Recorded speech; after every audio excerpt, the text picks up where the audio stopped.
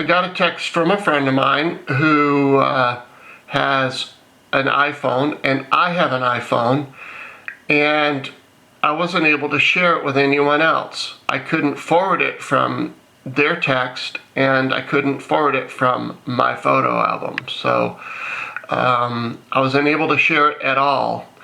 I tried to edit it, and I'll show you the message in a little bit that I got for that, but there was no way that I could share it. I tried different things from the internet, like toggling things on and off, turning the phone on and off, updating and all that stuff, and nope, none of that worked.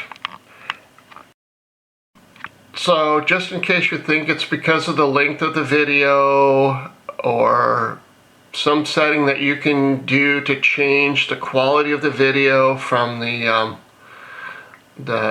editing software on your iPhone, this is the message that I got, and you may get this as well. So again, the video that I got was only 13 seconds, so there's no way that I could edit it, and I'm going to tell you what I did. I don't know why this worked, but it did. I obviously had saved the video from the text to my photo album.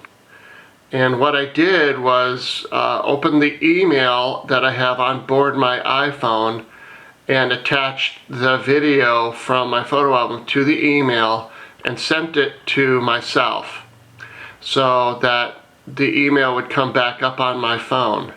I opened the email on my phone, and you can see that in the body of the message the video will be there, and I saved it from there to my photo album, and it made a new video. It did not replace the original one that it could not share, and I was able to share that video. It was exactly the same, nothing changed. So mystery to me, but it did work.